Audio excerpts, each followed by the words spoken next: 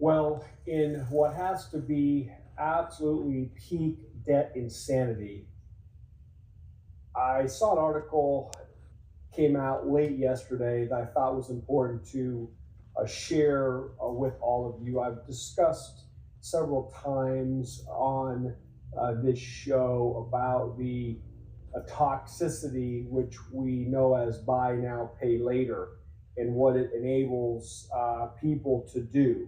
And you might think, well, it's a great convenience for people, but the reality is this: as I've reported before, the buy now, pay later programs offered allow you to buy something you probably can't afford to buy and pay it over 3 pay, 4 pay, whatever it is, interest free. The reality is that this debt is not reflected in the consumer debt columns. It's also not reflected on people's credit reports. So FICO scores do not reflect if somebody has failed to or defaulted on their buy now, pay later program. So, I want to discuss this because we now learn that DoorDash has teamed up with Klarna, which is one of the most prolific buy now, pay later programs. And they have decided that this as a great thing, right, for the debt-ridden consumer, that they're going to allow people to order food from DoorDash and put it on their buy now, pay later account, right? So you now can order your hamburger, you can order your Friday night pizza, you can order whatever you want, and you can basically, defer the payments on that over time, okay? I would love to have your thoughts, your input, your comments as to whether you all think this is a good idea or a bad idea. But I can say this, and I'm going to share an article with you that goes into some depth on it because it's pathetic from my perspective. And other countries around the world have got to be looking at the United States just in terms of this kind of stuff.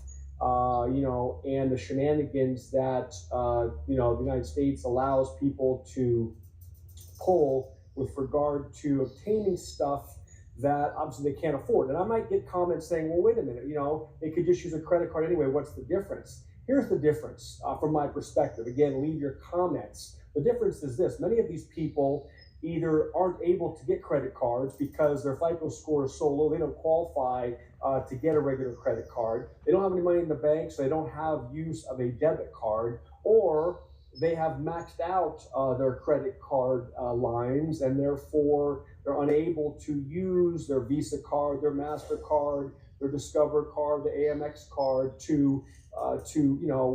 for DoorDash or for Uber Eats or whatever other purposes they want. So let me jump into it. So from my perspective, that's the difference. This is another enabler, another debt enabler, okay?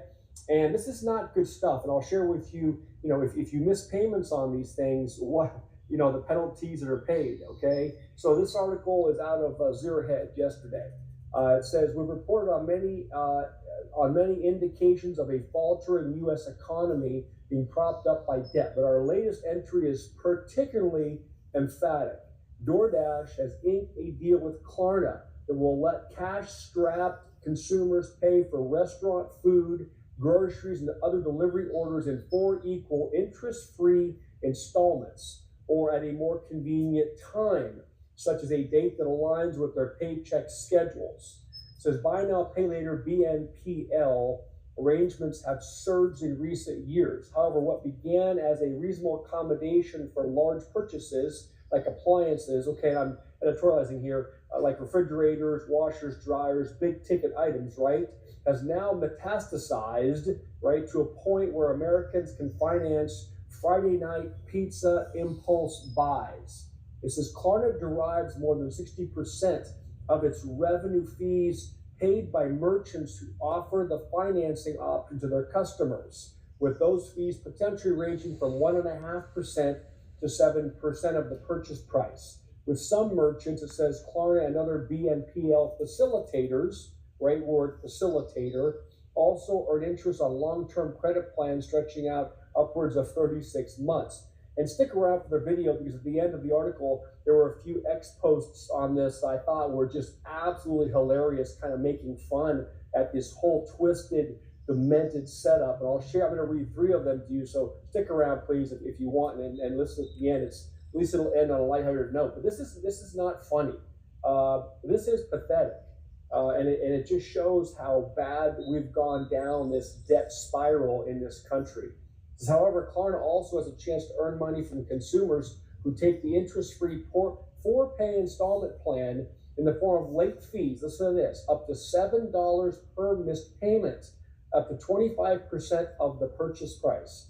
So let's say you buy a burger and fries and a soft drink, and you take that delivery through DoorDash, say 15, 20 bucks, and you miss your first payment.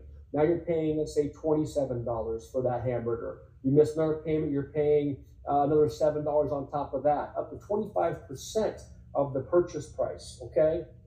So what happens here is a place like DoorDash, they're not financing this. They're basically paying, they're being paid by Klarna. Klarna becomes the bank, okay? And so Klarna becomes the financing agent, similar to like, you take a loan on your home, the mortgage company holds the debt, okay? It says, for financially disorganized or imminently insolvent, okay, I get back to the fact that many people don't even have credit cards, the interest-free option could prove to be a siren song that leaves their cash flow dashed against the metaphoric rocks of unexpectedly expensive burritos and Kung Pao chicken. Obviously a tongue-in-cheek, but you get the point. It says, even for these who make timely payments, the interest-free option can have a devastating effect over time by enabling consumers to commit to spending more money than they would in the absence of the appealing, let's say, interest-free enticement. Instead, it's one of the essential attractions for DoorDash and other merchants who choose to partner with the likes of Klarna. It says, according to research from RBC Capital Markets, online BNPL offerings boosted average ticket sales by 30 to 50% and increased the share of customers who ultimately made a purchase. That's according to CNN. So listen, they're buying more than they otherwise would even buy, which they shouldn't be buying in the first place on buy now, pay later. So they're adding to the price of their ticket, if you will, because they know they can spread it out over 4-pay. Because the problem is these things start having a very pervasive and very negative influence on people who can't afford it. Nish Nengal, University of Melbourne marketing professor, studies behavioral decision-making, told Washington Post. So it says Klarna, of course, Klarna is hailing this as a wonderful thing, of course. So Chief Commercial Officer of Klarna, David Sykes, says our partnership with DoorDash, of course, it is a spin. Our partnership with DoorDash marks an important milestone in Klarna's expansion into everyday spending categories, right? So he says, by offering smarter, more flexible payment solutions for groceries, takeout, and retail assessments, we're making convenience even more accessible for millions of Americans, okay? And then the question that the article says is, we must ask, is it ever smarter to finance a sandwich?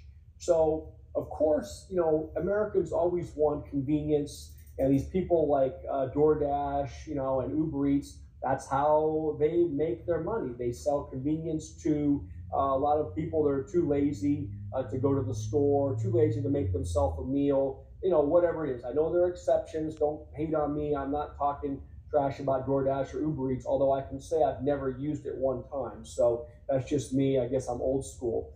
But anyway, that's the gist of the story. And I'd love to hear your thoughts. Is this a good thing? When we have people who shouldn't even be able to obtain anything, on credit at all, and probably either don't have accessibility to regular credit, like a credit card, a debit card, because their credit score is too low, or they don't have any funds, or they've maxed out what they already have. Again, I know I'm being a bit repetitive, but I laughed at this at first, and I started to realize, just how sad it is. Okay. So anyway, let me read to you three of the X posts that kind of, poke fun at this whole situation. The first one is from Max Gagliardi. He says, so then they securitized all the DoorDash loans and sliced them into tranches to sell off to the banks. Rating agencies were slapping AAA on Chick-fil-A orders for credit scores under 500 who didn't leave a tip. So that's the first one. Second one is from Dr. Parik Patel. He says, so we take these DoorDash loans, combine them, and create a whole new instrument where investors can bet on whether borrowers will pay off their Taco Bell Crunchwrap Supreme within the next 12 months. Thought that was a cute one. And lastly, this is from Chase Passive Income.